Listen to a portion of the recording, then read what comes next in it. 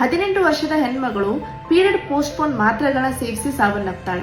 ಮನೆಯಲ್ಲಿ ಪೂಜೆ ಇದ್ದ ಕಾರಣ ಆಕೆ ಸತತವಾಗಿ 3 ದಿನದವರೆಗೂ ಹಾರ್ಮೋನಲ್ ಮಾತ್ರೆಗಳನ್ನ ಸೇವಿಸಿ 4ನೇ ದಿನದಲ್ಲಿ ಆಕೆಯ ಕಾಲಿನಲ್ಲಿ ಊತ ಮತ್ತೆ ನೋವು ಕಾಣಿಸಿಕೊಳ್ಳುತ್ತೆ.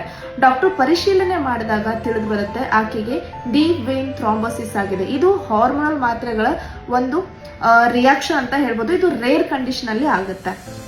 ಆಕೆ ತಂದೆಗೆ ಹೇಳಲಾಗುತ್ತೆ ಇದು ಎಮರ್ಜೆನ್ಸಿ ಕಂಡೀಷನ್ ಇದೆ, ಹಾಸ್ಪಿಟಲ್ಗೆ ಅಡ್ಮಿಟ್ ಮಾಡಿ ಅಂತ ಹೇಳಿ. ಆದ್ರೆ ತಂದೆ ತಾಯಿಯಾದವರು ನಾಳೆಗೆ ಅಂತ ಮುಂದಕ್ಕೆ ಹಾಕ್ತಾರೆ. ಅದೇ ದಿನ ಆ ಹೆಣ್ಣು ಮಗಳ ದೇಹದಲ್ಲಿ ತುಂಬಾ ವೇರಿಯೇಷನ್ ಆಗ್ಬಿಟ್ಟು ಇಮ್ಮಿಡಿಯೇಟ್ಲಿ ಹಾಸ್ಪಿಟಲ್ಗೆ ಅಡ್ಮಿಟ್ ಮಾಡಿದಾಗ ಗೊತ್ತಾಗುತ್ತೆ ಡೀಪ್ ವೇನ್ ಥ್ರಾಂಬೋಸಿಸ್ ಲಂಗ್ಸ್ ವರೆಗೂ ಸ್ಪ್ರೆಡ್ ಆಗಿದೆ.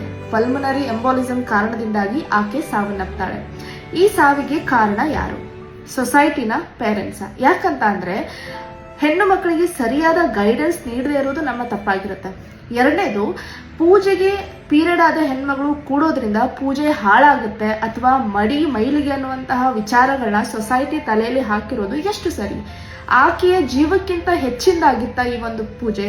ಮನೆಯಲ್ಲಿ ಸ್ಟ್ರಿಕ್ಟ್ ವಾತಾವರಣ ಇರೋ ಕಾರಣದಿಂದಾಗಿ ಈ ತರದ ಆಕ್ಷನ್ ಹೆಣ್ಣು ಮಗು ತಗೋಬೇಕಾಯ್ತಾ? ಅಥವಾ ಡಾಕ್ಟರ್ ಸಲಹೆ ಇಲ್ಲದೆ ತಾನೇ ಖುದ್ದಾಗಿ ಮಾತ್ರೆಗಳನ್ನ ಸೇವಿಸಿರೋದೇ ಆ ಮಗುವಿನ ಸಾವಿಗೆ ಕಾರಣ ಆಕೆ ಆಗ್ಬಿಟ್ಲ ಅನ್ನೋದು. ಒಂದು ಜನನ ಆಗ್ಲಿಕ್ಕೆ, ಒಂದು ಮಗು ಹುಟ್ಲಿಕ್ಕೆ ಆ ಒಂದು ಹೆಣ್ಣಿನ ಅಸ್ತಿತ್ವವನ್ನೇ ರೂಪಿಸೋದು ಪೀರಿಯಡ್.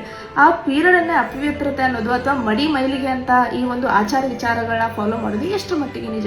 ಫಾಲೋ ಮಾಡಬೇಕು, ಆದ್ರೆ ಎಕ್ಸ್ಟ್ರೀಮ್ ಲೆವೆಲ್ ಅಲ್ಲಿ ಈ ರೀತಿಯ ಒಂದು ನಿರ್ಧಾರವನ್ನ ತೆಗೆದುಕೊಂಡಾಗ ಜೀವಗಳು ಹೋಗುವಂತ ಸಾಧ್ಯತೆ ಜಾಸ್ತಿ ಇರುತ್ತೆ. ಹಾರ್ಮೋನಲ್ ಪಿಲ್ಸ್ ಅನ್ನೋದು ಎಂಟೈರ್ ಬಾಡಿ ಸಿಸ್ಟಮ್ ಅನ್ನ ಮೇಲಿಂದ ಕೆಳಗಡೆ ಮಾಡುವಂತಹ ಸಾಧ್ಯತೆ ಇರುತ್ತೆ. ನಿಮ್ಮ ಜೀವನ ಶೈಲಿ ಮೇಲೆ ಫೋಕಸ್ ಮಾಡಿ ಸರಿಯಾದ ಗೈಡೆನ್ಸ್ ಅನ್ನ ತಗೊಳ್ಳಿ. ನಿಮಗೆ ಆ ತರದ ಎಮರ್ಜೆನ್ಸಿ ಇದೆ ಅಂದ್ರೆ ಪೂಜೆಗೆ ಅಟೆಂಡ್ ಆಗಬೇಡಿ, ಪರವಾಗಿಲ್ಲ. ಬಟ್ ಈ ತರ ಡಾಕ್ಟರ್ ಸಲಹೆ ಇಲ್ಲದೆ ಈ ತರದ ಮಾತ್ರೆಗಳನ್ನ ತೆಗೆದುಕೊಳ್ಳೋದು ತುಂಬಾ ತಪ್ಪು. ಸೊ ನಿಮ್ಮ ಹುಷಾರಿನಲ್ಲಿ ನೀವಿರಿ. ನೀವೇನಾದ್ರೂ ಯಾರಿಗೂ ಹೇಳದೆ ಪೀರಿಯಡ್ ಪೋಸ್ಟ್ಪೋನ್ ಟ್ಯಾಬ್ಲೆಟ್ಸ್ ಗಳನ್ನ ತಗೊಳ್ತಾ ಇದ್ರೆ ಅಂದ್ರೆ ಈ ಕೂಡಲೇ ಸ್ಟಾಪ್ ಮಾಡಿ. ಬಿಕಾಸ್ ನಿಮ್ಮ ಪೂಜೆ ಅಥವಾ ನಿಮ್ಮ ಕಾರ್ಯಕ್ರಮಗಳಿಗಿಂತ ದೊಡ್ಡದ್ದು ನಿಮ್ಮ ಜೀವ ಇದೆ, ಹೌದಲ್ವಾ?